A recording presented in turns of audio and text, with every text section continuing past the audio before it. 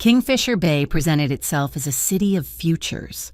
Built on the bones of old fisheries, it was an East Coast port that never slept, where neon signs bled into the perpetual salt spray, and the fog rolled in thick. Tasting of brine and diesel, tonight the city was celebrating its own reflection. Carraro Holdings, a name whispered with equal parts reverence and fear, had bankrolled the new Skylight Pier. It was a monument of glass and steel thrusting into the black Atlantic, and its grand opening demanded fanfare. Eva Monroe, 29 years old, navigated the crowd with the practiced efficiency of a woman running on caffeine and deadlines. By day, she was a freelance photographer chasing assignments that barely paid. By night, she was a delivery driver, racing against the clock. Tonight, the jobs overlapped.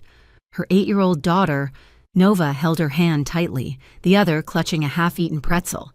Eva had brought her to see the fireworks, a flimsy excuse that covered the real need, a freelance gig to capture the pier's inauguration. "Mom, can we get closer to the water?" Nova asked, her voice nearly lost in the ambient murmur of the gathered elite and the distant bark of seals. "Stay close. Sweetie, I need to get the right angle when the lights go up," Eva murmured, adjusting the settings on the heavy camera hanging from her neck. She was a ghost here, slipping between clusters of mink coats and tailored suits, invisible to their world. Then the crowd parted. Bastian Carraro moved like the center of gravity. He was the billionaire Don, the public face of Carraro Holdings and the unseen hand of the Orchid Syndicate, a network that wove itself through logistics and real estate, masking a deeper, older trade. He was immaculate in a dark suit, but it was not his wealth that held the eye. It was the scar, just visible above the knot of his silk tie. A pale, perfect crescent was carved into the skin over his right collarbone. Eva froze, her photographer's eye assessing the light, the security, the man. But Nova, unfiltered and driven by the relentless curiosity of childhood, saw something else entirely. She tugged free from Eva's grip. The murmur of the crowd died down as Bastian paused to greet a city councilman. In that sudden pocket of near silence, Nova's voice, clear as a bell, rang out. She had taken 3 steps toward him. "Mister, your scar looks just like mine." A collective intake of breath, the air turned brittle. Eva felt a cold dread wash over her, a sensation worse than the biting ocean wind. Tabloid cameras, hungry for any crack in the Carraro facade, swiveled toward the small girl. Bastian Carraro turned. His movements were economical, smooth. He did not look annoyed. He looked intrigued. He crouched, bringing himself down to Nova's level, a gesture of disarming politeness. His eyes, dark and assessing, flicked from Nova's face to the tiny hand she now held up, pointing to her own chest, where the collar of her jacket was zipped high. "Does it now?" His voice was low, a cultivated rumble. But as he looked, his gaze sharpened. He saw the child, but he registered the implication. It was not a common scar. It was the precise, silvery track of a complex congenital vascular intervention, a mirror shape, rare and specific. Eva lunged, her arm snaking around Nova's waist, pulling her back flush against her own body. "I'm so sorry," she stammered, her face burning. She turned to flee, to disappear back into the anonymity she relied on. "She didn't mean to bother you." Bastian rose slowly, his eyes never leaving them. He watched Eva's panicked retreat, her face pale under the harsh pier lights. He saw her lips move as she whispered frantically to her daughter, "Nova, you can't just talk to people like that." He leaned toward his consigliere, Mael Rivera, a man who blended into the background like a shadow. "Find out who she is," Bastian ordered, his voice flat. Eva was already pushing through the throng, her heart hammering against her ribs. She reached the edge of the pier, near the cold, black water that lapped against the new pylons.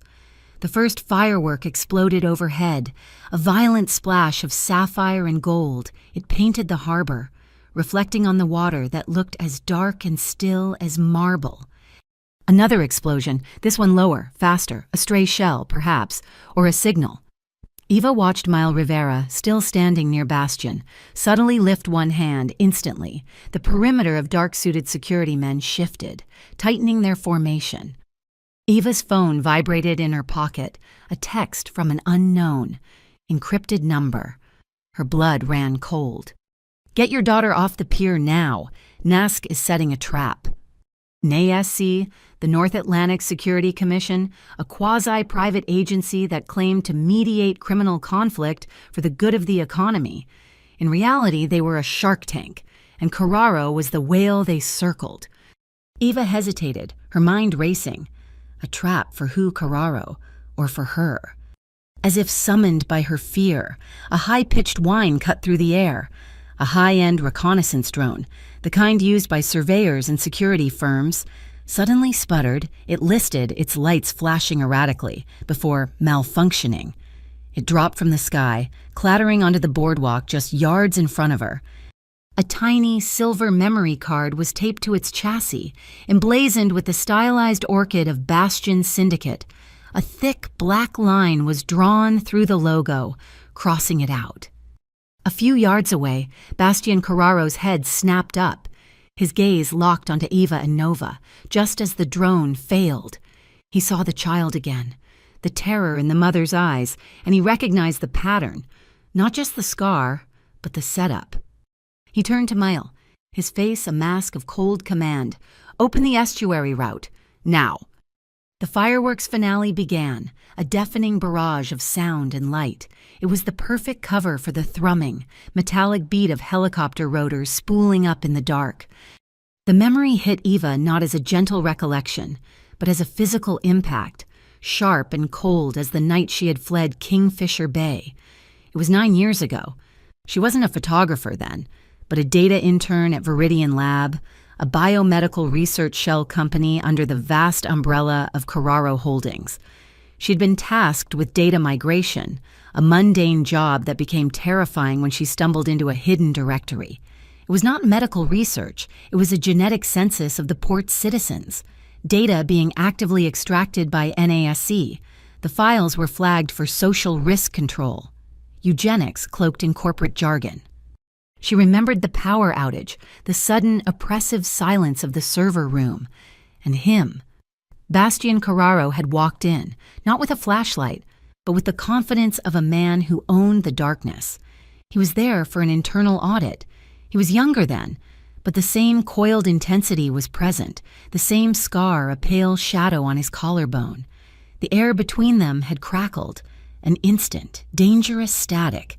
He had kept his distance, his questions precise. He knew the data she was handling was sensitive, but he had not known. She was sure. What she had found in the hidden partition. Days later, the NASC inspection happened. It was not an inspection, it was a digital massacre. Servers were wiped, hardware smashed, but Eva, paranoid and quick, had already copied the core directory, NASC's identity list, onto an encrypted drive. She had fled the building as alarms blared. He had found her, not in person.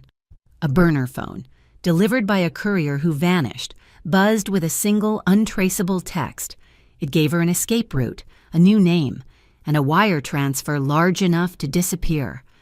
Bastian Carraro had secretly helped her flee Kingfisher Bay.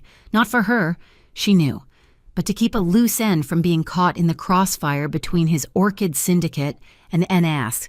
He had cut her loose. No number, no way back. She had discovered she was pregnant 2 months later, alone in a motel room in a city she did not know. There was no proof. There would never be proof. Just a 1 in a million genetic quirk, a connective tissue variance that necessitated a complex, life-saving heart surgery for her newborn, a surgery that left a rare, crescent-shaped scar identical to the one on the man who had set her adrift. Now, back in her cramped apartment, Nova finally asleep, Eva pieced together the previous night, the anonymous text, the off-time firework that signaled the security shift, the malfunctioning drone delivering a memory card with a crossed-out orchid logo. It was theater. Someone was deliberately skillfully, painting a target on her back, forcing a connection between her and Carraro. Miles away, in a room paneled with wood so dark it drank the light, Bastian Carraro convened his council. The air was thick with the scent of old leather and new trouble. Mile Rivera, his consigliere, sat perfectly still, his power a quiet, contained force. Sienna Quill, the silent brain who ran Carraro's legitimate charitable foundations, watched everyone, her fingers steepled, and Cade Lupo, the hot-headed boss of the Carraro docks, was already pacing. "Nask sent this an hour ago," Bastian said, sliding a tablet across the polished mahogany.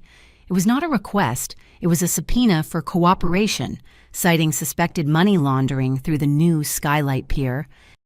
"It's the pier, the girl, the scar," Cade growled. "It's a setup. They're making a narrative." Mile Rivera leaned forward. His voice was always calm, reasonable, which made his suggestions all the more lethal. "The narrative is unfortunate, but solvable. NASC needs a scapegoat for their investigation. We give them one." He paused, letting the weight of his words settle.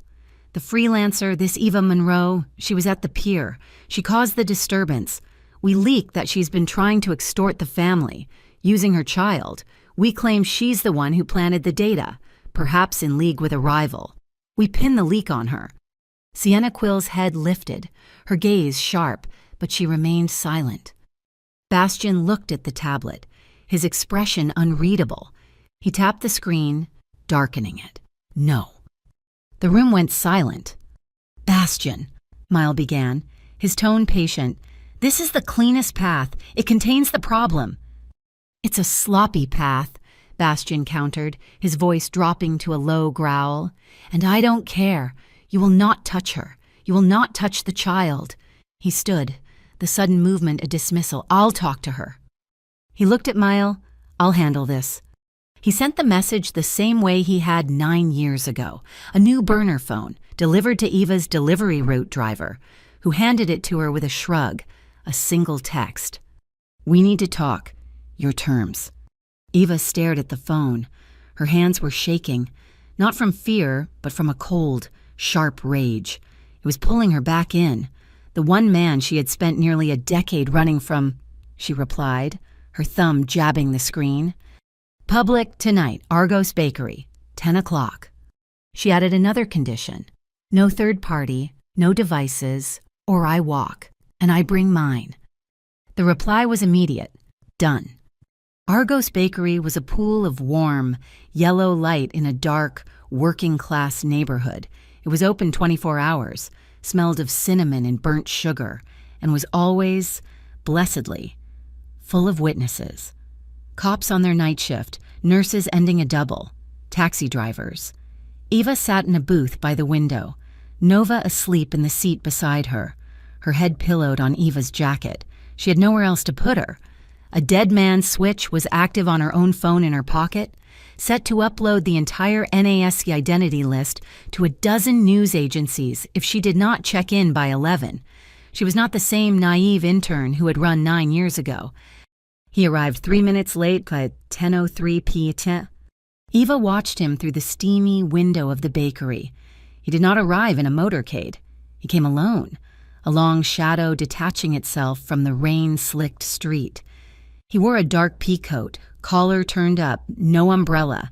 He paused at the door, scanning the interior, his gaze sliding over the cops, the nurses, and finally, locking onto her in the booth. He slid in opposite her, bringing the scent of cold rain and expensive wool. The plastic-covered menu felt cheap beneath his hands. "You brought her," he said. It was not an accusation, just a fact. His eyes flicked to Nova, who was stirring, awakened by the new presence. "She goes where I go," Eva said, her voice low. Her hand was in her pocket, thumb resting on the screen of her phone. The dead man's switch was active, on the table. Her old DSLR camera sat face down, its lens pointing at nothing. Nova blinked, rubbing her eyes, and then she smiled, her sleepiness evaporating. "It's the Scar Man." Eva winced, but Bastian's expression did not change. "Nova, with the innocent boldness that had started this, leaned forward. She pulled down the zipper of her pajama top, just an inch, revealing the pale, crescent-shaped line against her small chest. See, it's just like yours. The bakery, with its scent of cinnamon, suddenly felt like a vacuum. The clatter of plates and the drone of the fluorescent lights faded. Bastian looked at the small scar, then, with deliberate slowness, he reached up. He did not just loosen his tie, he pulled the silk knot completely free, tossing the tie onto the vinyl seat beside him. He undid the top 2 buttons of his stark white shirt. He tilted his neck, lowering his collar, exposing the skin above his right collarbone. There it was, not just similar, it was a near-perfect mirror, 2 crescent moons, signature marks of a rare connective tissue variance that complicated any surgery near the aorta. Eva felt the air leave her lungs. No one said the word father. The silence stretched, thick and heavy. Bastian finally broke it, his gaze lifting to Eva's, bypassing the child between them. Who was the surgeon?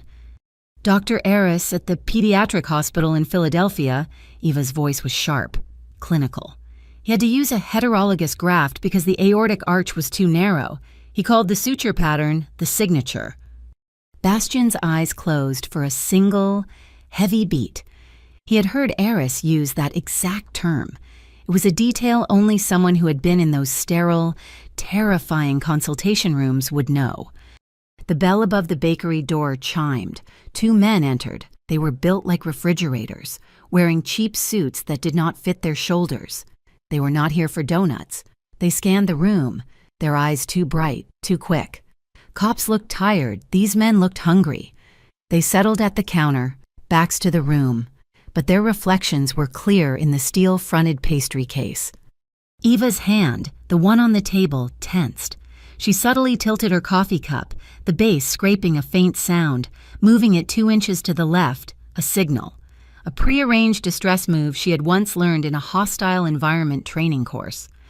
Bastian caught it instantly. He did not look at the men. He looked at her. He placed his large, warm hand directly over hers on the tabletop. It was not a romantic gesture. It was a lockdown, a claim. "Don't," he murmured. Eva's pulse jumped, a frantic bird under his palm. She could feel his own steady, slow thrum against her skin. "They're NSA," she whispered, barely moving her lips. "I know." He gave her hand a brief, hard squeeze, an order. "So we're going to leave." He raised his voice, pitching it just loud enough to carry, the tone shifting from lethal quiet to sharp annoyance. "Is that what this is about? After all this time? You call me down here for money." Eva stared, momentarily stunned. Then she caught up. Her eyes flashed with a genuine fire, fueled by 9 years of fear. "Money. You think I'd contact you for money? I didn't contact you at all." "Right," he scoffed, loud enough for the men at the counter to hear. "You just happen to be at the pier. You just happen to have my daughter." "She's my daughter," Eva hissed, rising from the booth, grabbing her jacket. "Fine," Bastian said, standing, throwing a $20 bill on the table. "I'm not doing this here." He scooped up a sleeping Nova, who mumbled but did not wake, settling her against his chest as if he had done it 100 times. Eva, her face a mask of convincing fury, grabbed her camera and bag. "The kitchen," she snapped. "Now." They moved fast, a blur of practiced anger. The 2 NASC agents were already turning, surprised by the sudden escalation. "You're not leaving," one shouted. "Watch me," Bastian growled, and pushed Eva through the swinging doors marked "Employees Only." The kitchen was a chaotic landscape of steel tables and cooling racks. A startled baker looked up, flour on his face. "Back door," Eva ordered. Already moving, she did not look back. She saw the security camera mounted above the walk-in freezer, its red light blinking. Without breaking stride, she unzipped her bag, grabbed her heavy DSLR, aimed, and threw it. The camera, her livelihood, smashed into the camera, sending both crashing to the floor in a spray of plastic and glass. Bastian, holding Nova with one arm, kicked open the alley door. "I'm impressed," he grunted as the cold, wet air hit them. "Shut up and move!" His car was parked a block away, a dark, anonymous sedan that looked more like a battering ram than a luxury vehicle. He put Nova in the back, buckling her into the integrated child seat with a surreal expertise. Eva slid into the passenger seat, soaked and shaking. The doors locked with a heavy, solid thud. For a long minute, they just sat, the only sound the rhythmic swish-swish of the windshield wipers cutting through the downpour. Eva finally broke the silence. She reached into her bag, past the broken shards of her backup lens, and pulled out a manila envelope. She tossed it onto the dashboard. "The pier wasn't an accident, neither were your men at the counter, but you already know that." He did not open it. "What is it?" "Photos. My angle. From the rooftop across the street, before the fireworks. Long lens," she pointed. "That's your man, Mile Rivera, and that's the envelope he gave a ranking NAS agent, the same agent who was in that bakery." Bastian leaned his head back against the leather. He let out a long, slow breath that fogged the inside of the car. "You think I don't see the hands on my neck," he said, his voice weary. He was not the Don now. He was just a man in a cage. Nassi wants the pier's data hub, the whitewashed gangs, the Hello Kings, want the waterfront. They are all squeezing. Mail. He trailed off. Mail thinks he's protecting the family by making a deal with the devil, or perhaps by becoming one. They looked in the rearview mirror. At the same time, Nova was fast asleep, her breathing peaceful, oblivious to the storm she was in. Eva and Bastian looked at each other. It was the same look from 9 years ago, in the dark server room, an acknowledgement of a pull, a recognition. They had both chosen distance to keep their worlds from colliding. And now, the collision had already happened. "They won't stop," Eva said. "Not now that they've seen her. They'll use her. They'll use me to get to you." "I know." He turned to her, the dim streetlights painting shadows under his eyes. "So you have a choice. You can run again. I'll give you the money, a new name, a new life. I'm better at it now. They will never find you. Or 3 nights. That's how long I have until the solstice gala. 3 nights. I bring you inside. You're my shadow. I'll show you what I'm doing to fight them, what Mile is doing to help them. I'll show you the books, the operations, the monster." He leaned closer, his voice dropping. "And if, after 3 nights, you see a devil, I'll give you the first option myself. You disappear, and I'll burn down anyone who tries to follow you." Eva studied his face, the scar, the hard jaw, the tired eyes. This was not a plea. It was a proposal, as cold and hard as steel. "You'll show me everything." "Everything." She looked out the wet windshield at the blurry neon lights of the city that wanted to swallow her. Running had not worked. Hiding had failed. "One condition," she said. "Name it."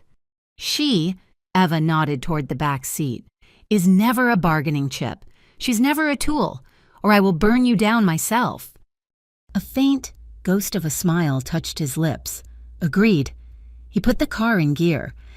The promise hung in the rain-filled air between them. It was not a promise of love. It was a contract for the truth. Night 1. The agreement was less than 12 hours old. Bastian did not take her to a boardroom. He took her to the waterfront, to the humming, cavernous belly of Warehouse 17. Eva wore a hard hat and a high-visibility vest over her dark clothes, a clipboard in her hand, her temporary ID, procured by Bastian, identified her as a third-party lighting inspector. Her access card, however, was not from Carraro Holdings. It was a one-time passkey from the Bureau of Corporate Integrity, a civilian oversight group. A BCI key opened almost any corporate lock in the city, under the guise of public audit. "NASC sealed this container 3 days ago," Bastian said, his voice low, echoing slightly in the vast space. He pointed to a standard red shipping container, marked with the digital lock of the Security Commission. They inspected it for contraband. They found nothing, but they left a digital footprint. You're breaking into your own warehouse, using a BCI key to steal data from a container NASC already cleared, Eva asked, her breath pluming. We are not stealing, Miss Monroe. We are retrieving a backup. He swiped the BCI key, the lock beeped and hissed open. Inside was not cargo, but a small, rack-mounted server still blinking. They wiped the warehouse server logs for the past 72 hours, Bastian explained, plugging in a drive. But they missed the container's internal diagnostic log. We're not looking for what they inspected. We're looking for a record of them. Eva's fingers flew over the portable terminal she'd brought. She was faster than he was at this, a ghost in the machine. I'm in access logs. They're sloppy. They used a brute force entry on your mainframe from this terminal, then wiped the log. But the terminal itself recorded the outbound attack. Proof they planted evidence, as Bastian said. Proof they planted something, Eva corrected, her eyes scanning lines of code. She was parsing file structures, not just access times. They were running a secondary program while they were in something called Project Mirror. Her scrolling stopped. Her body went rigid. Bastian. Her voice was different, sharp, thin, cold. What is Project Mirror? He turned, seeing the look on her face. I don't know. A code name. It's a biometric algorithm, she said, her voice shaking. It's designed to splice and graft genetic markers, to create medical deepfakes, to fake illnesses, or cures, or paternity. She clicked on a subfolder. It was the target profile, the source model for the algorithm's first test. It was a file containing preliminary data, pulled from the hospital records of the Philadelphia Pediatric. It was a file on a child with a rare cardiovascular anomaly. It was Nova. Bastian saw the name on the screen and the world tilted. He had seen 1,000 horrors, but this was a violation that cut deeper than flesh. They were using her rare genetic map, as a template. Eva's hand was pressed to her mouth. She was not crying. She was incandescent with a rage that eclipsed his own. They will not touch her, she whispered. Bastian put his hand on the server rack, his knuckles white. Nobody, he replied. Nobody touches her.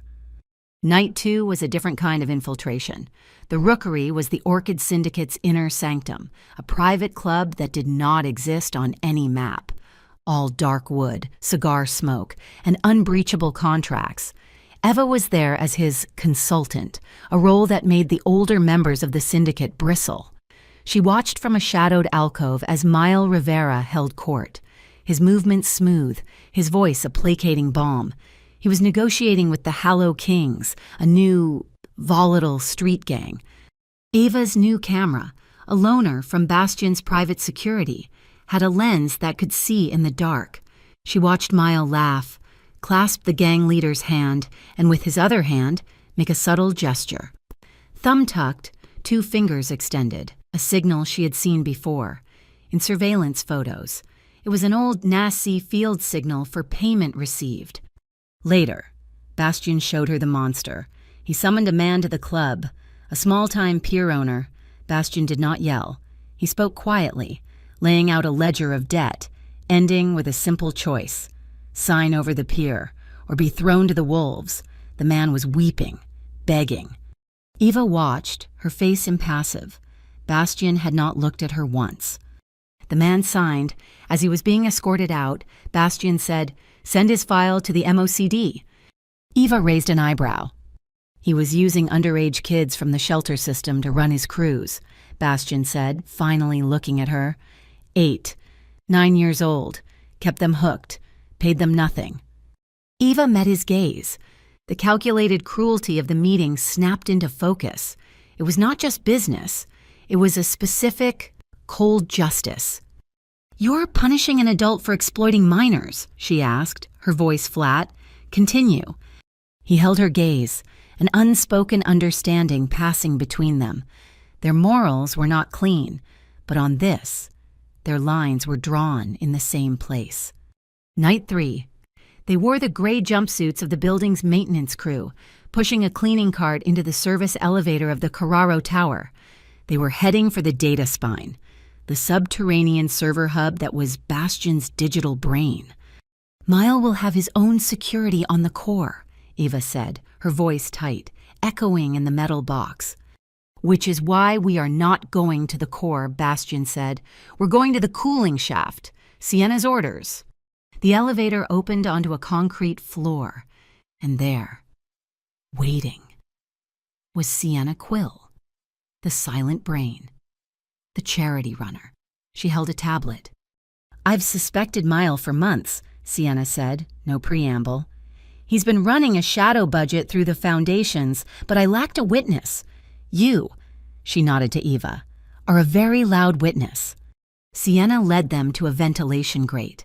Mail's team is watching the main server room, but the mirror files are not just on the server. They are backed up on an air-gapped system tied to the building's original schematics. Here. Eva and Bastion climbed into the shaft, into a world of humming ducts and fiber-optic bundles. Eva jacked in, her terminal glowing in the dark. Sienna, on the outside, fed her the access keys. I'm in, Eva whispered. It's all here. The project, the NASC collaboration, the digital signature. It's not just mail, it's MOCD. The Metropolitan Organized Crime Directorate is co-signing the project. They're all in bed together, Bastion said, his voice grim. Downloading, Eva said. 70% Sinon I. A high-pitched, localized alarm suddenly blared from Sienna's tablet. Not a building alarm, a personal one. Mile, Sienna said, her voice urgent. He just got a proximity alert for the shaft. He must have bugged the original plans. He's coming. 5 minutes. I'm at 99, Eva hissed. Come on. Got it. She ripped the drive out. This way, Bastion said, grabbing her hand. He ignored the ladder. He pulled open a heavy insulated panel marked smoke evacuation. It was a vertical shaft, pitch black, barely 3 feet wide. Go, he ordered. Eva scrambled in. Bastion followed, pulling the heavy door shut behind them, plunging them into absolute darkness. They could hear the faint sound of booted feet running on the concrete floor outside. They were pressed together, chest to back, in the tight, cold metal tube. Eva could feel the heat radiating from Bastion's body. His chest was hard against her back. His breathing was loud in her ear, steady, while her own was ragged. They were trapped, hidden and for a moment impossibly close. The Hesper Lighthouse was not a house. It was a fortress built into the cliffside, a forgotten safe house from Bastion's grandfather's era. Its walls were thick, ancient stone that smelled faintly of salt and ozone. Through the massive, arched windows, the Atlantic thrashed below, a gray and white expanse. Sienna had taken Nova, not to her own home, but to a secure, unmarked apartment run by her foundation, staffed with 2 women who looked like librarians but moved like guards. Nova was safe, bundled up with hot chocolate and a movie, blissfully unaware of the night's escape. Now, Eva and Bastion were alone. The adrenaline from the data spine had worn off, leaving a vibrating, raw-nerved exhaustion. A fire roared in the massive stone hearth, the only real warmth in the cavernous room. Eva stood facing him, her arms crossed, a barrier against the cold and him. She's not a chess piece. Bastion, Eva said, her voice quiet but brittle. You don't get to use her. If you are her father, you do not get to use her as a shield, or a bargaining chip, or a reason. Bastion had been shrugging off the damp maintenance jumpsuit, revealing the dark clothes beneath. He stopped, his hands still. Is that what you think I'm doing, that this is leverage? I don't know what to think. You've given me 3 nights of shadows and half-truths. The truth is, I don't want to use her, Bastion said, his voice rough. He took a step, closing the distance between them to a few feet. I want to be allowed to be responsible for what I did, for who she is. The gap between them was small, just a few feet of empty air, but it held 9 years of running, of fear, of secrets.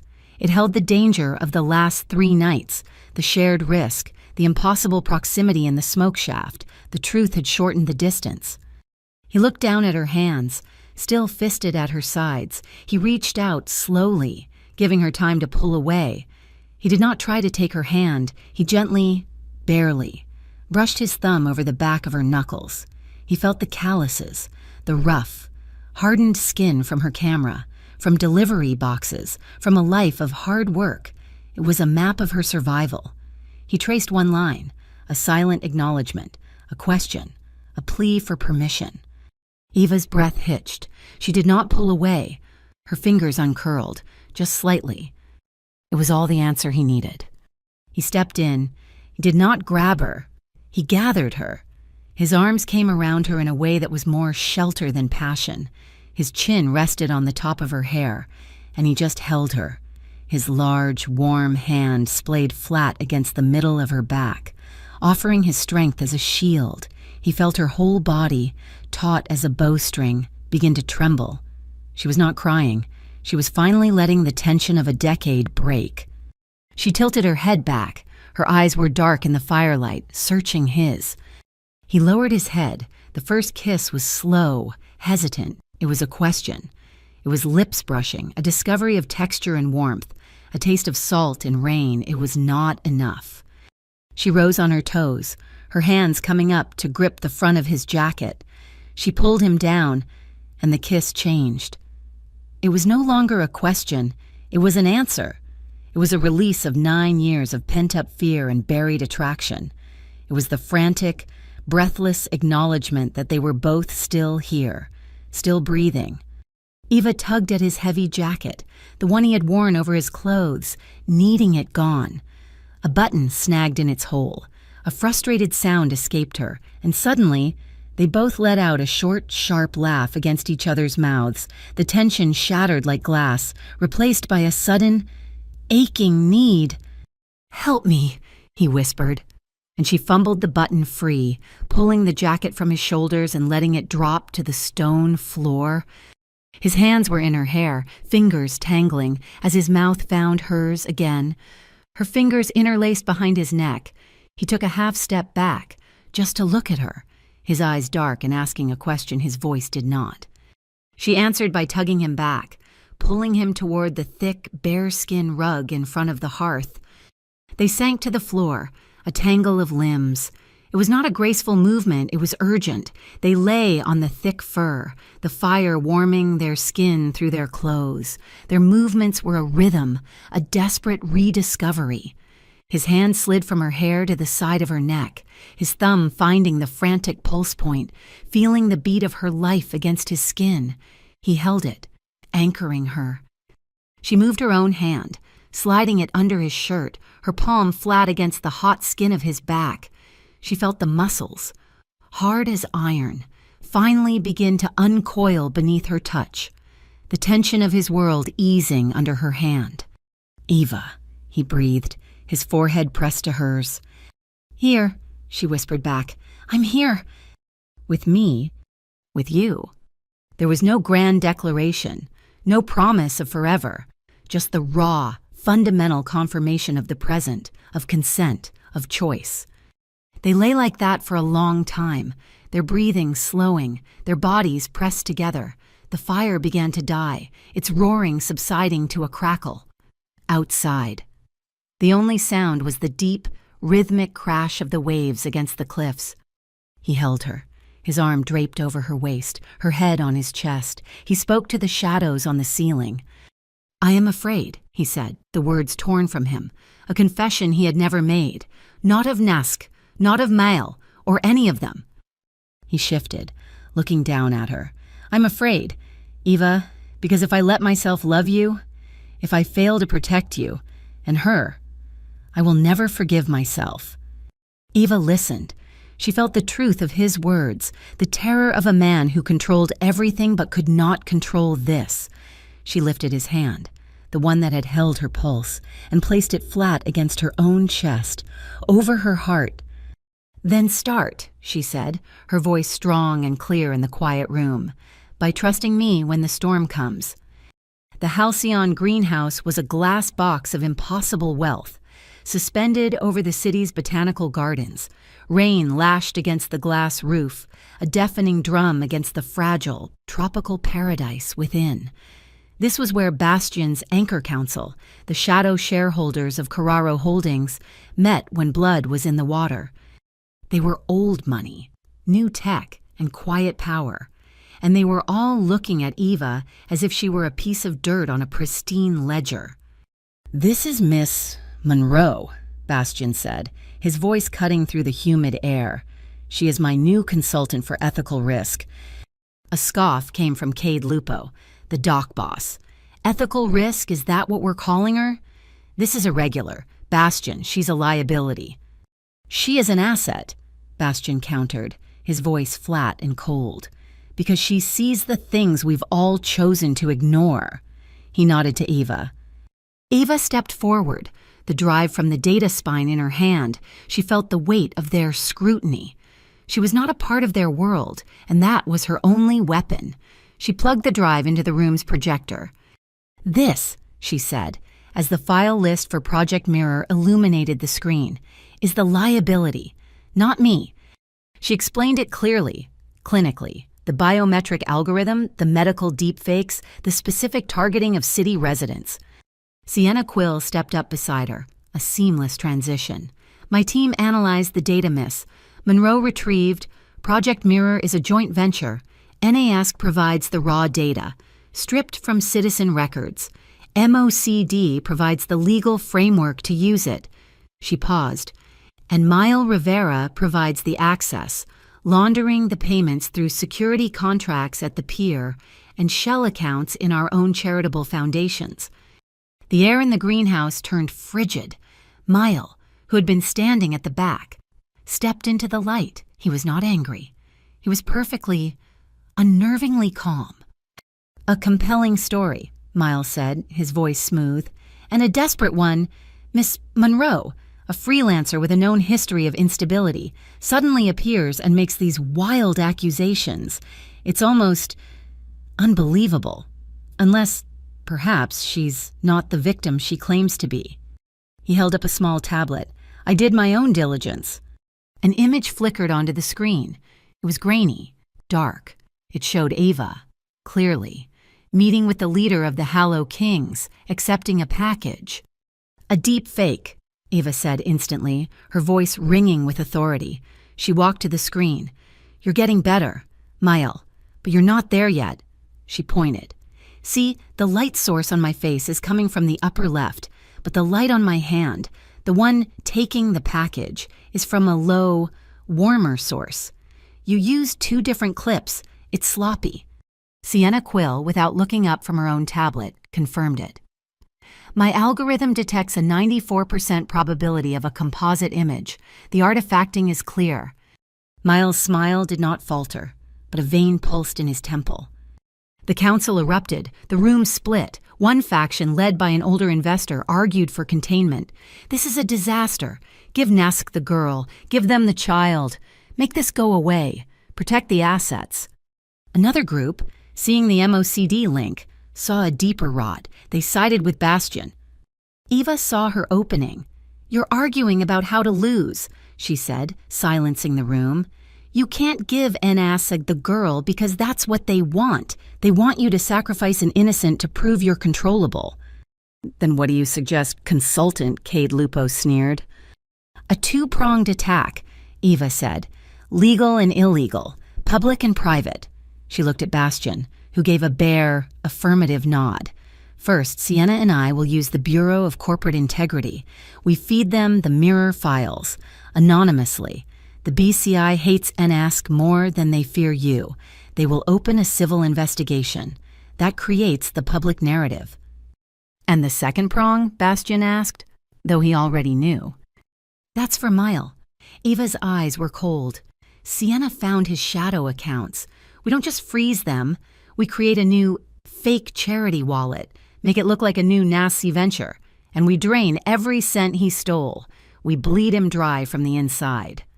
The plan was audacious, a legal attack on City Hall filed anonymously, citing MOCD overreach, a street-level digital attack.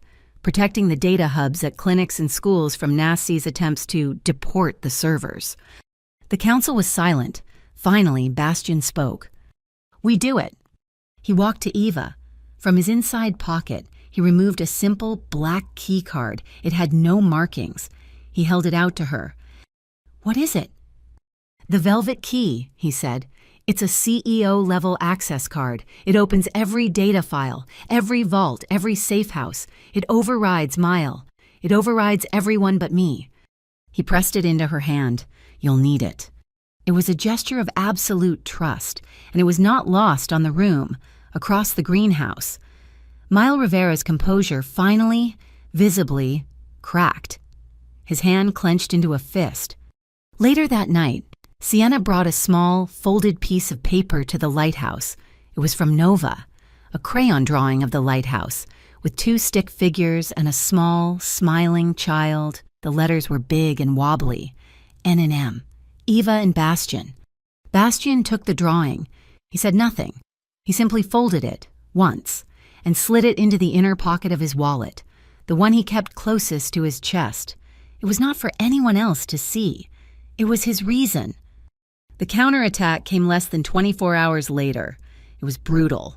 Nask, feeling the pressure from the BCI probe, went for the throat. They froze every primary account of Carraro Holdings, and a formal summons was delivered to Bastian Carraro. That night, Mile requested a private meeting with Bastian. "You're boxed in," Mile said, his voice a sympathetic poison. "But there is a way. One last deal. They don't want the company, Bastian, they just want the girl. Give them Eva Monroe. Sacrifice her. It's the only way to save the corporation." The rejection of Mile's offer was a death sentence. The reprisal came just before midnight. A 6-man team, clad in black tactical gear bearing counterfeit MOCD logos, used a hydraulic ram to breach the door of Eva's apartment. They found an empty space, dark and quiet. Sienna, methodical and paranoid, had moved Nova 3 hours earlier. The team fanned out, one man tripping a pressure plate hidden beneath a welcome mat in the kitchen. It was not a bomb. It was a pressurized dye pack, indelible. Neon pink ink exploded from the wall, coating the entire team. Simultaneously, a small camera, hidden in the cheap smoke detector, activated. It was not recording. It was live streaming the ink-covered MOCD team directly to a secure server at the Bureau of Corporate Integrity. Eva was already on the roof. She had heard the hydraulic hiss and the splintering wood. She ran, her feet crunching on the gravel, making for the rusted fire escape of the adjacent building. She was halfway down the clanging iron rungs when a silent shadow slid into the alley below. It was Bastian, mounted on a heavy, black electric motorcycle. It made no sound but the faintest whine of its motor and the hiss of wet tires. "Now, Eva," he yelled, his voice low but urgent. She did not wait.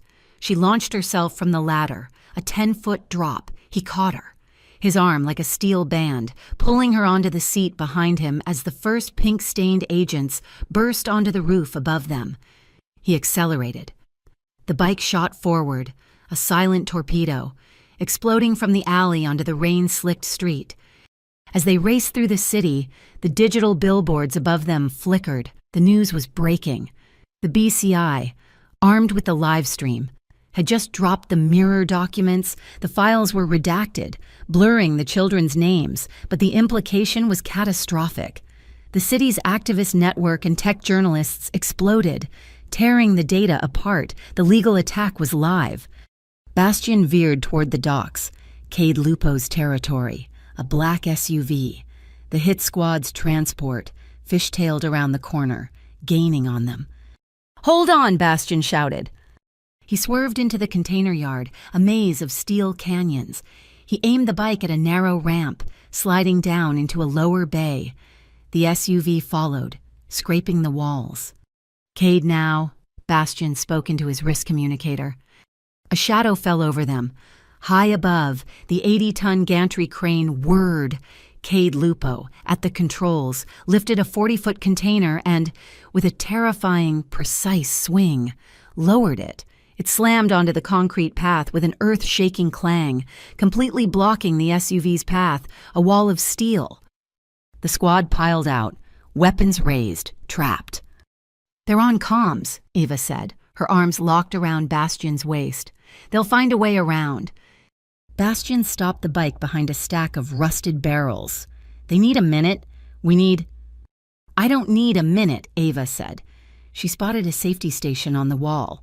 She jumped off the bike, grabbed the heavy plastic bullhorn, and switched it on. She did not yell. She keyed the siren, then immediately pressed the talk button, aiming the speaker at the squad. A high-pitched, agonizing feedback shriek tore through the air. The men collapsed, hands flying to their earpieces as the frequency overloaded their radios, jamming their communications. Eva's burner phone vibrated. "A text from Sienna Mile is on our internal channel. Assisting Cade. Listening in." Eva's eyes narrowed. She texted back, "What frequency is Mile using?" Sienna's reply was instant. Eva looked at the radio one of the agents had dropped. The frequency was stamped on the side. They matched. "Bastian," she said, her voice hollow. "I have him. Mile is broadcasting on the same frequency as the hit squad. He's running them." They abandoned the bike, escaping through a maintenance tunnel. Their destination was the Monarch Library, a fire-gutted husk of a building that Bastian's organization used as a hardened data station. The moment the heavy steel door boomed shut, sealing them in the dusty silence, the adrenaline broke. "You used us," Eva shoved Bastian, her voice cracking. "You knew they were coming. You left us in that apartment to be bait." "I knew they might," he yelled back, grabbing her shoulders, his own control snapping. I needed that camera feed to go live. I needed the BCI to have proof of MOCD at the scene." "You used my daughter's home," she screamed, tears of rage and terror finally breaking free. "She was never there. Eva, she was safe," he roared. "I would never risk her." "You don't get to decide that," she cried, hitting his chest. "You don't get to decide what risk is acceptable." The accusation struck him silent. He was right about the plan, but she was right about the cost. His anger vanished, replaced by a crushing weight. He pulled her against him, a rough, desperate embrace. She fought him for a second, then her hands clenched his jacket, and she just held on, her face buried in his shirt, shaking. His phone buzzed. He ignored it. It buzzed again. "Bastian," she mumbled against his chest. "Get it." He kept one arm locked around her, pulling the phone out, a secure message from Sienna, one attached file. It was the lab report. Eva had agreed to it that morning. A swab from Nova's toothbrush. Bastian had given Sienna a single hair, one he'd kept in his wallet for 9 years. He read the text. Statistical markers, allele matches. Probability of paternity, 99.999%. Bastian's legs went weak. He did not fall, but he sagged against a towering, fire-scorched bookshelf, sliding to the dusty floor and pulling Eva down with him. He made no sound. He just stared at the screen as his shoulders began to shake. A single tear cut a clean path through the grime on his cheek. Then another. It was the silent, agonizing cry of a man who had walled off his heart, and the wall had just been pulverized. Eva watched him, her own rage dissolving into a shared, aching grief. She gently took the phone from his hand. She put her hand on the side of his face, her thumb brushing away a tear. "Bastian," she whispered. "B." He looked at her, his eyes shattered. "We tell her tomorrow," Eva said, her voice firm, an anchor in the storm. "We survived today. We tell her tomorrow." The city was in an uproar. The real MOCD, furious, held an emergency press conference, disavowing the criminal actors in the video. The BCI, sensing blood, pounced. They leveraged the public fury, forcing the city to schedule a full public hearing in 48 hours. In the shadows, Mile Rivera saw the timeline. He saw the DNA report. He knew the game was over. He had one last, desperate card to play. He began making calls. The annual Solstice Ball, Carraro's biggest charity gala, was in 2 days. It was the perfect stage for a public coup. The solstice ball was Carraro's crown jewel, a statement of power written in glass, steel, and shimmering light. The elite of Kingfisher Bay moved through the grand hall, their laughter mixing with the smooth, cool notes of a live jazz trio. Eva Monroe was a slash of black in the sea of sequins. Her dress was minimalist, almost severe, a practical choice. Beneath it, a wire ran from a hidden microphone to a transmitter in her small clutch. Bastian was classic, a dark tuxedo, his presence a counterweight to the room's frivolity. Pinned to his lapel was a small, heavy pin in the shape of an orchid. Miles away, in Sienna's safe house, Nova sat on a plush sofa, eating popcorn. She was watching the party's official live stream on a large television, waiting to see her mom before the party. Eva had slipped away. She'd called Nova, her voice a low, urgent whisper. "I have to go to work, baby. You stay with Sienna. I'll be back to hug you when it's over." "Okay, Mommy, don't forget." "I won't. I love you." Back at the gala, Mile Rivera took the stage, his smile broad, his bearing that of a civic hero. "We are here tonight," he began, "not just to celebrate, but to recommit to the safety and security of our community." As he spoke, a constellation of small, illuminated drones lifted from alcoves around the room. They danced in the air, a beautiful, high-tech display, converging over the center of the hall. They formed the shimmering logo of the Carraro Children's Foundation. The crowd applauded. Miles' voice hardened slightly. "Security is a promise we must keep, no matter the cost, a promise to our future." The drones shifted, the charity logo dissolved, the lights reconfigured. A new image formed, a high-resolution portrait 20 feet wide. It was Nova. Bastian froze. The blood left his face. It was not an attack. It was emotional vivisection, a public threat to the one thing he could not protect with money or guns. And in that moment of stunned silence, Miles' security team moved. They were not hotel guards. They were Miles' men, the same ones from the pier. They fanned out, their hands inside their jackets, securing the exits. Cade Lupo, posted near the main doors, saw the movement. He saw the bulge of a real weapon, not a security radio. "Bastian," he roared, a warning. It was too late. Mile made a small gesture from the stage. The main power was cut. The jazz music died. The lights, the music, everything vanished, plunging the hall into absolute, terrifying darkness. The screams began, but the drones remained lit. In the ensuing panic, Eva did not run for the doors. She ran for the wall, kicking off her heels. She grabbed the latticework of a lighting rig and began to climb, a shadow moving against the shadows. Mile had control of the room, but Eva had the velvet key. She pulled a small, modified tablet from her clutch as she climbed. She was high above the floor in seconds, clinging to the metal. She jacked into the drone's master control panel. The drones, still holding Nova's image, flickered. Mile, a flashlight cutting the dark, was searching for Bastian. "You're weak, old man," he shouted, his voice echoing. "You let a child make you weak." "The weak one is the man who hides in the dark. Mile," Bastian's voice replied, calm and cold, from a few yards away.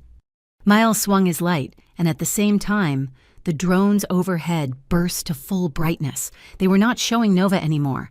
They had become a single, massive screen, and on that screen, for every panicked guest to see, was the unredacted feed of Project Mirror, the data, the NASC contracts, the MOCD signatures. Eva, from her perch, had broadcast Miles' entire betrayal to the richest and most powerful people in the city. Miles screamed in rage. He saw Bastian, a silhouette against the streaming data. He raised his arm. He had a gun. "She made you weak." He fired. Eva, dropping from the rig, slammed into Miles' side. She was not trying to stop him, just to spoil his aim. Her momentum threw his arm off. The shot was wild. It flew across the room, striking Bastian square in the chest. It hit the orchid pin. The heavy metal deflected the bullet, which ricocheted into the ceiling. A shower of sparks and plaster rained down like falling stars. Bastien did not pause. He lunged, not at Maël, but at the service door Maël had been guarding. Maël, his plan in ruins, turned and fled through it, toward the roof. Bastien was right behind him. Eva followed, landing hard, scrambling to her feet. The roof was a landscape of steel. Wet with rain, Bastien and Maël, two shadows, were locked in a brutal, hand-to-hand fight. Maël broke free, grabbing a loose piece of scaffolding, and swung it. Eva burst through the door. She saw the fight, and she saw Bastien dodge the metal pipe. She looked around, frantic, and saw a heavy-duty anchor cable hooked to the skylight cleaning rig. The skylight itself was locked. She did not hesitate. She grabbed a discarded wrench from a nearby toolbox and smashed the lock. She freed the heavy cabled hook and, with all her strength, threw it. Bastien, he saw the cable skidding across the roof. He grabbed it just as Maël lunged again. Maël, expecting a fist, met the heavy steel hook instead. Bastien used the cable as a flail, wrapping it around Maël's weapon. He twisted. Maël, desperate, overbalanced. He slipped on the wet roof. He went over the edge. He did not fall. He caught a low-hanging girder, his legs dangling over the 30-story drop. He was trapped. "Ah, Bastien, wait!" he shrieked, his voice thin with terror. "Don't I have it, the full deal, the Nazca agreement, their entire network?" He fumbled with his other hand, tapping his smartwatch. "It's all here. Just pull me up. We can still win. Pull me up." Bastien walked to the edge. He looked down at the man who had threatened his child, who had tried to kill him. He did not pull him up. He did not push him off. He planted his foot firmly on Maël's hand, pinning him to the girder. He held him there, not with anger, with cold, absolute control. The wail of sirens grew louder. The real MOCD, forced into action by the BCI and the live feed, were storming the building. Bastien, the dawn of Kingfisher Bay, looked down at his consigliere and kept him pinned, waiting for the police. He had made his choice. He would not give Maël a martyr's death or a killer's justice. He would give him a cold, legal cell. Below, the emergency lights in the ballroom snapped on. The guests stood in stunned silence, staring at the frozen data on the drone screen. Then, one by one, the drones broke formation. They climbed, punching through the smashed skylight, rising into the night sky. They burst into brilliant, white flares, a signal of victory, burning out the darkness. The morning after the solstice ball was quiet. The winter storm that had lashed the city had passed, leaving behind a world scrubbed clean, the sky a fragile, crystalline blue. They were in Sienna's personal sanctuary, a sprawling orange grove under a glass atrium, a hidden pocket of warmth.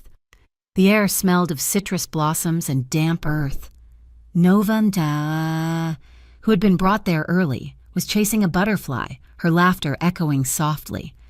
Bastien found her near a small fountain. Eva stood a dozen feet away, near Sienna, watching. Her posture was tense, her hands clasped. She gave him a small, tense nod. "Go on." Bastien knelt, a gesture that seemed foreign to his large frame, bringing him down to Nova's level. He was not wearing a suit. He was in a simple cashmere sweater, his left arm in a sling from where he had strained it in the fight on the roof. He held out his right hand. In his palm was the orchid pin, its silver surface blackened and warped where the bullet had struck it.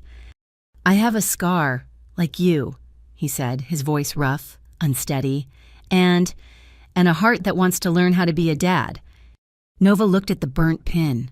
She looked at Bastien's face, at his eyes, which were open and vulnerable, and held a terrifying amount of hope. She stepped forward. She gently touched the pin with one finger.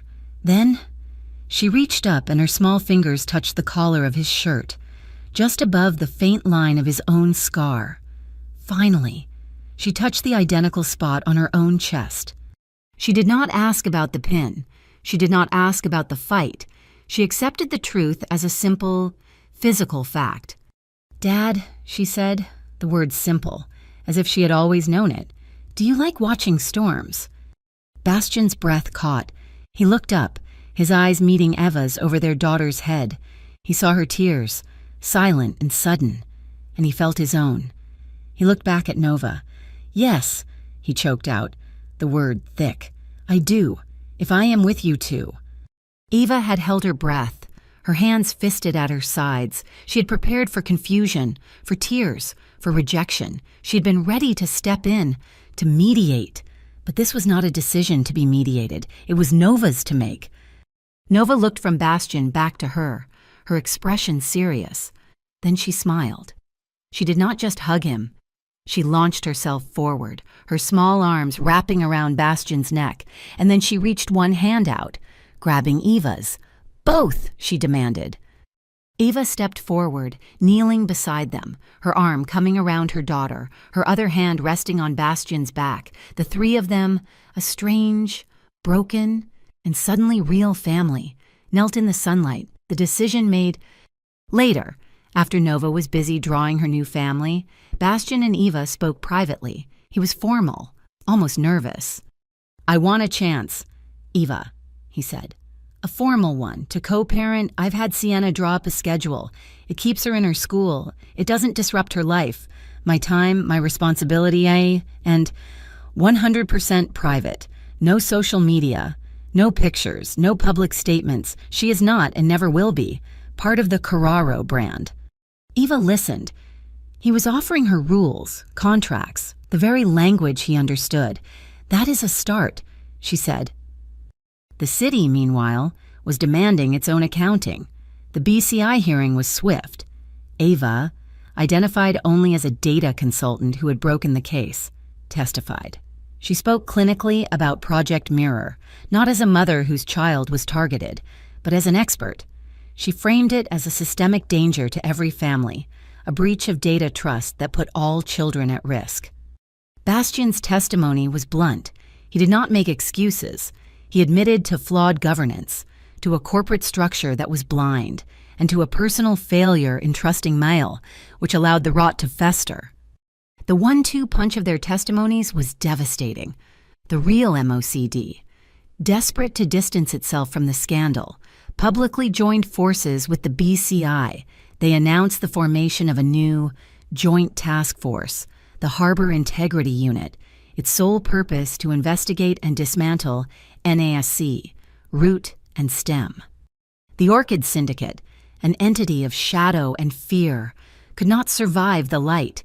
Bastian, with Sienna and Cade, began the painful process of dismantling it.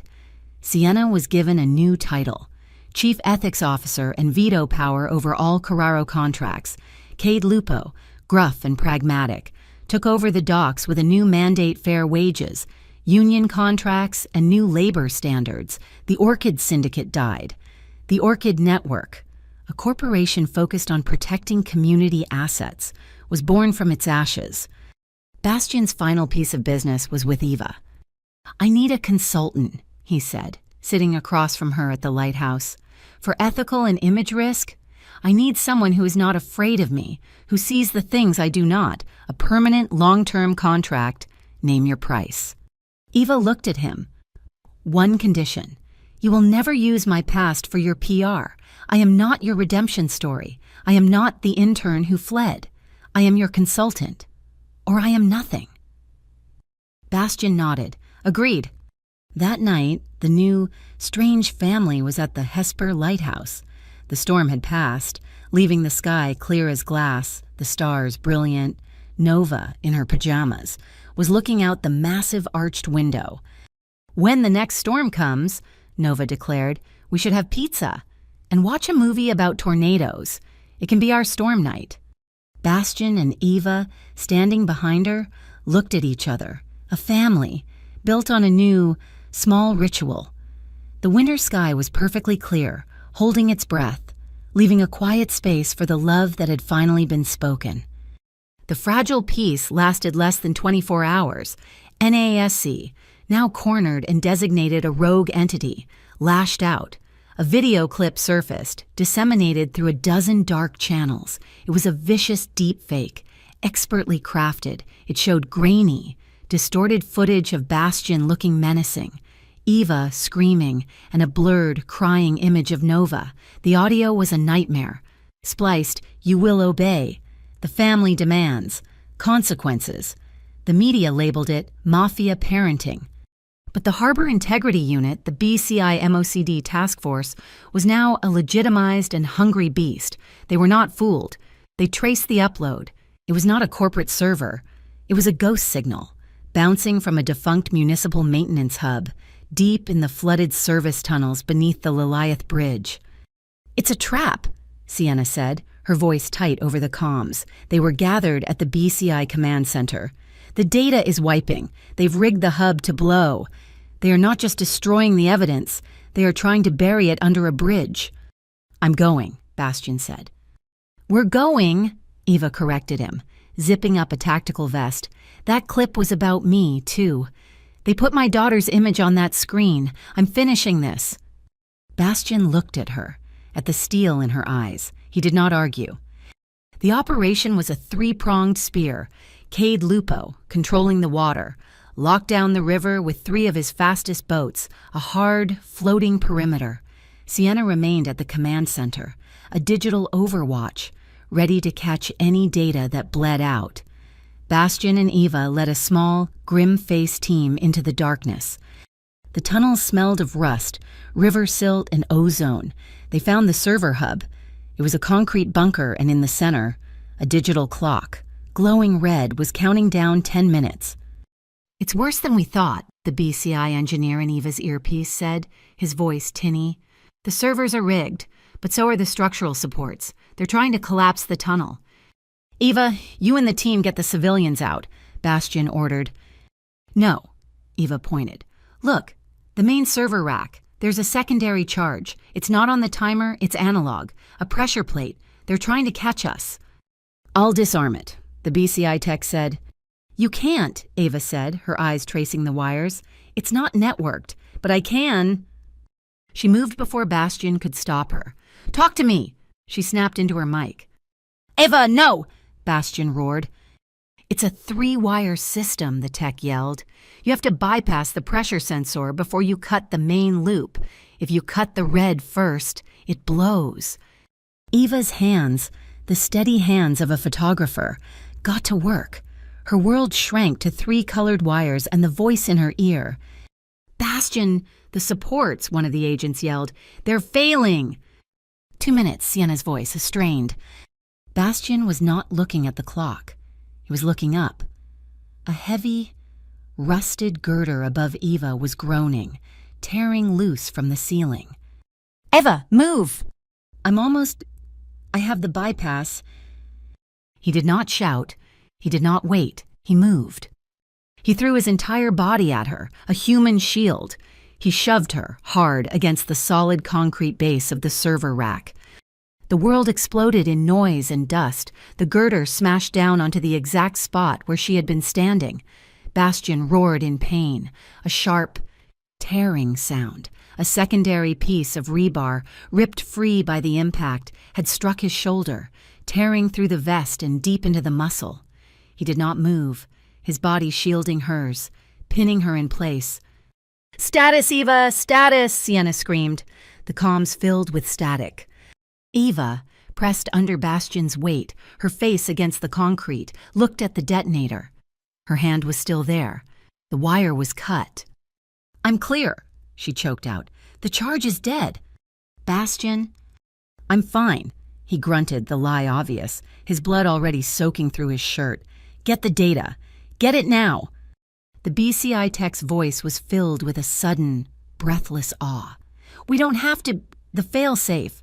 The moment the analog charge was disarmed, the backup system kicked in. It's not wiping, it's uploading. It is uploading everything. The entire NASC Black Book. It's going public.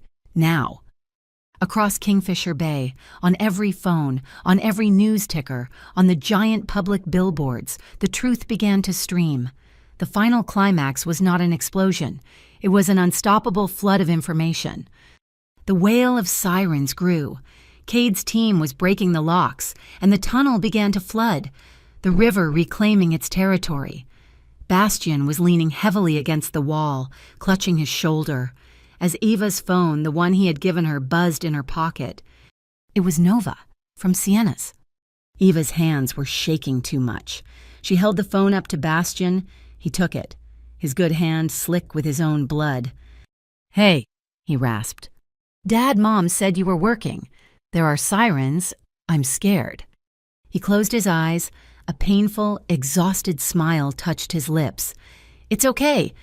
Bastian is scared too," he admitted, the words torn from his soul. "But he's coming home. I'm coming home." There was a pause, then her small, serious voice. "I'm scared too. But Mom taught me to breathe deep. You should too. Dad." "Okay," Bastian whispered. "Okay, I will. I love you." They emerged into the flashing red and blue lights, covered in grime and blood, as the river rushed in to bury the last of NASC's secrets. Before sunrise, NASC was temporarily, and then permanently, disbanded by federal order. Mal Rivera, facing a mountain of digital evidence, took a plea deal that buried him in the federal system for 30 years. That night at the lighthouse, the storm was gone. A doctor, procured by Sienna, finished stitching Bastian's shoulder. It was deep, but it would heal. When the doctor left, Eva came in. Bastian was sitting by the fire, bare-chested, the new stitches a stark, angry red on his skin. She knelt beside him, holding a fresh bandage and antiseptic. She said nothing. She gently cleaned the wound, her touch methodical. "Sure." She placed the white gauze over the stitches, and then she leaned in. She did not kiss his lips. She did not kiss his face. She pressed a soft, warm kiss directly onto the bandage, a seal, an act of pure, quiet care, a promise. He watched her, his eyes heavy. "I love you," he said. It was not a question. It was not a declaration. It was a fact, proven by fire, by water, and by blood. Eva met his gaze, her hand resting on his good shoulder. "I love you too." She smiled, a small, tired smile. "And tomorrow we are going to tell our daughter that all three of us are going storm watching together." The final scene was not an ending, but a beginning. A bright, windy afternoon on the coast, Nova, strapped safely into a harness, was running, laughing around the wide railed catwalk of the lighthouse, her arms spread wide to the wind. Below, Eva and Bastian stood leaning against the warm stone, their shoulders touching. They were not watching the sea, they were watching her. The bright sun caught them, glinting on two pale, crescent-shaped scars, one on his collarbone, one just visible at the collar of her shirt. They were not flaws, they were not marks of pain, they were the signatures of their fate. Their love did not erase the past, it taught them to use it as a compass. Storms would still come, but now they had each other to watch them and walk through them. Thank you so much for listening to this story. We would love to know where you are listening from, so please leave a comment below and share your thoughts. Be sure to subscribe to the Mafia Boss Story channel, like this video, and hit the hype button to help this story reach even more listeners.